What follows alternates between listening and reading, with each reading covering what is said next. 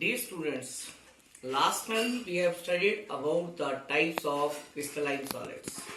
Now in this lecture we will study about the space lattice, unit cell, type of unit cell, crystal systems, Bravais lattice and calculation of particles in a unit cell.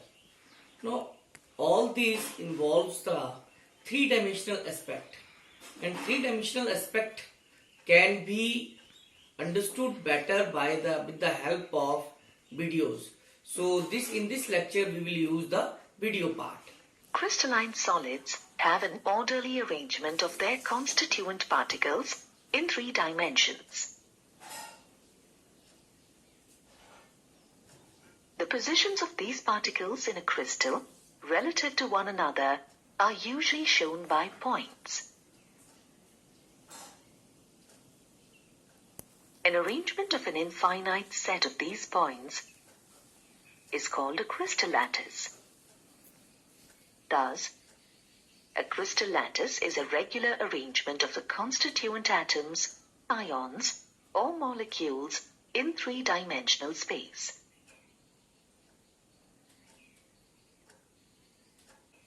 Sometimes, a crystal lattice, also called a space lattice or simply a lattice. There are only 14 possible three-dimensional lattices and are called Bravais lattices, after Auguste Bravais, a French mathematician who first described them. Now let's look at the characteristics of a crystal lattice. Each point in a lattice is called a lattice point or latticite. Each point in a crystal lattice represents one constituent particle, which may be an atom, a molecule, or an ion. Lattice points are joined by straight lines to bring out the geometry of the lattice. A crystal lattice can be subdivided into several cells, known as unit cells. Thus, a unit cell can be defined as the smallest portion of a crystal lattice, which, when repeated in different directions, generates the entire lattice. A unit cell represents the shape of the entire crystal. In fact, a crystal may consist of an infinite number of unit cells. A unit cell is characterized by distances A, B, and C along three edges, and angles alpha, beta, and gamma between pairs of edges. Alpha is the angle between edges B and C. Beta is the angle between edges C and A, while gamma is the angle between edges A and B, as shown here. Edges A, B, and C may or may not be perpendicular to each other.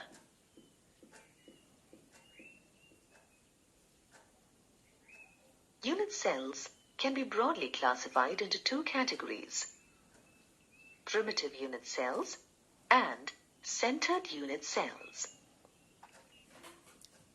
Unit cells in which all the constituent particles, such as atoms, ions, or molecules, are present only at the corners, are called primitive unit cells. Unit cells in which one or more constituent particles are present at positions other than its corners, in addition to those at the corners, it is called a centered unit cell. Based on the position of the centered constituent particle, Centered unit cells are categorized into three types: body-centered unit cell, face-centered unit cell, and end-centered unit cell.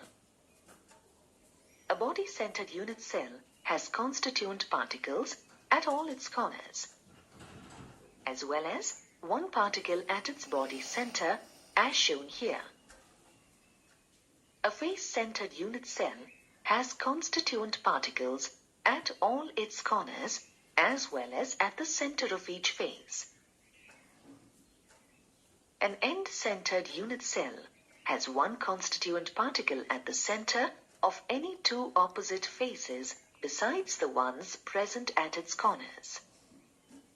You know that a three-dimensional crystal lattice is generated by the translation of lattice parameters A, B, and C. Based on lattice parameters, we have 7 popular crystal systems, namely cubic, tetragonal, orthorhombic, hexagonal, rhombohedral, monoclinic, and triclinic. Let's discuss each in detail.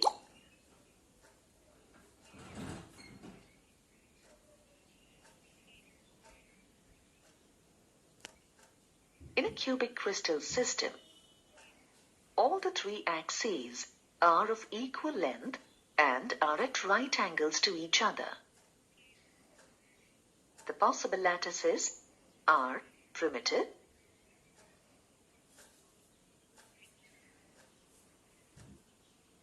body-centered, and face-centered, as shown here.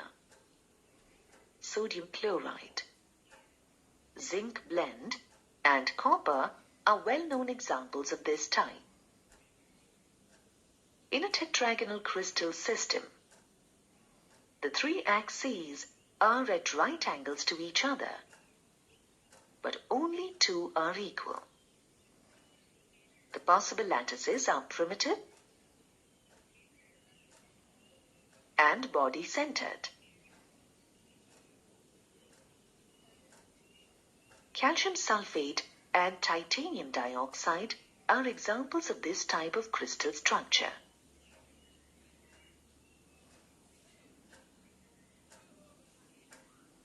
In an orthorhombic crystal system, the 3 axes are unequal, but all axes are at right angles to each other. The possible lattices are primitive, body-centered, face-centered, and end-centered. Rhombic sulfur, potassium nitrate, and barium sulfate are examples of this type. In a hexagonal crystal system, 2 edges are of equal length. 2 angles are of 90 degrees and 1 angle is of 120 degrees. The only possible lattice is primitive. For example, graphite, zinc oxide. In a rhombohedral or trigonal crystal system, the 3 axes are of equal length and inclined at the same angle, but the angle is not equal to 90 degrees. The only possible lattice is primitive. Calcium carbonate and mercuric sulfide are examples.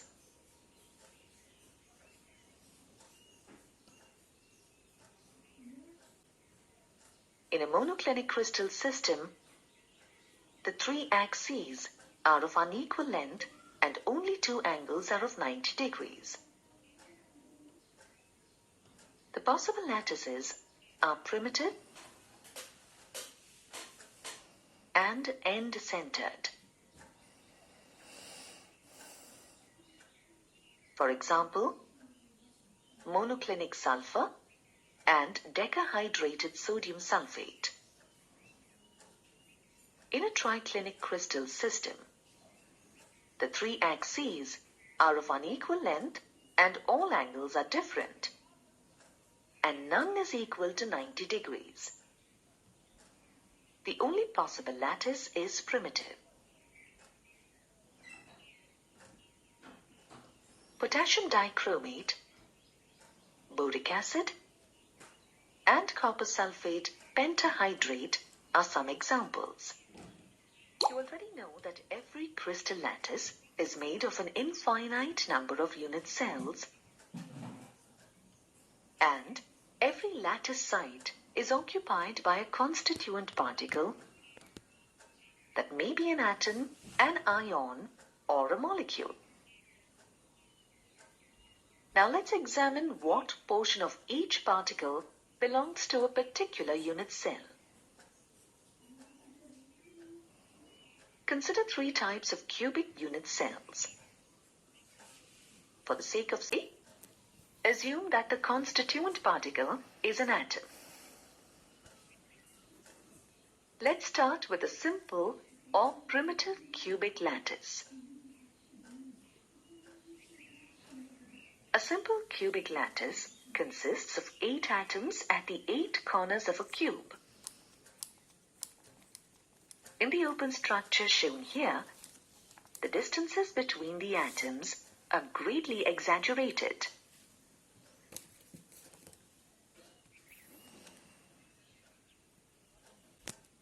That the atoms touch along the edges of the cell. By considering the portion of atoms inside the cell boundary, we can generate a unit cell of a simple cubic lattice. From this, it is evident that each atom at the corners contributes 1/8 of its original volume to each unit cell.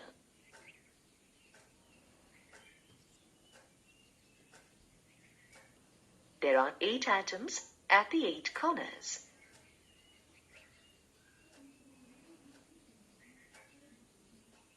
Thus, the number of atoms in each unit cell is equal to 8 corner atoms into 1/8 of an atom per unit cell, which is equal to 1.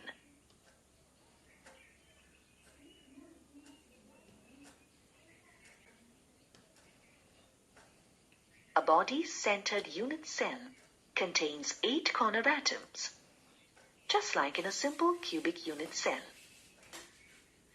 However, there is one more atom at its body center. As a result, the atoms at the corners no longer touch along the edges of the cell in the space-filling model.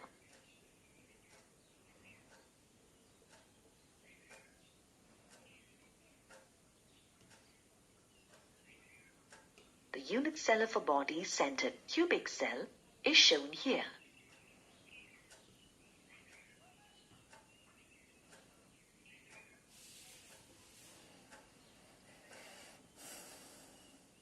It is clear that the 8 atoms at the corners contribute 1/8 of their actual volume each. In addition, one atom lies completely inside the cell.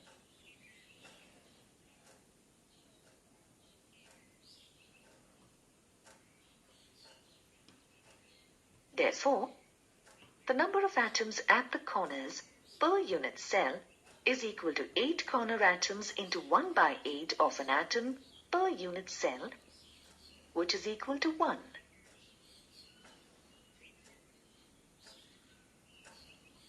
There is one atom at the center of the cube. Thus, the total number of atoms in a body-centered cubic unit cell is 2.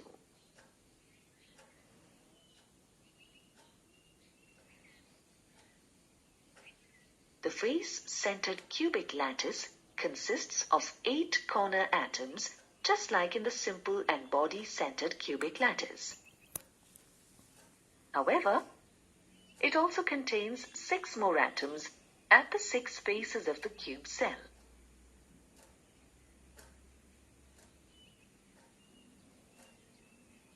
The atoms touch along the diagonals, and each touches 4 corner atoms.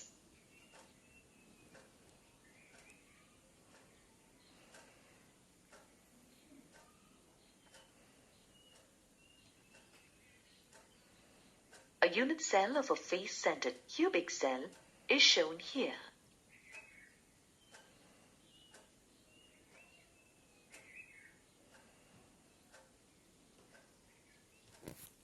It is clear that the atoms at the corners contribute 1/8 of their original volume each. In addition, there are 6 atoms at the 6 faces, which contribute half of their original volume each. The number of atoms at the corners per unit cell is equal to 8 corner atoms into 1/8 of an atom per unit cell, which is equal to 1.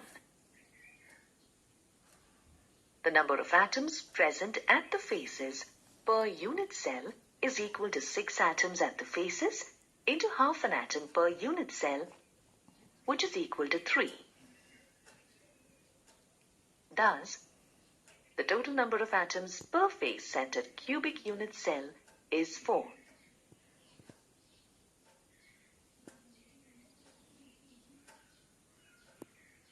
When I hope that with the help of these pictures and illustration you will understand the basic purpose of all this topic clearly. Thank you.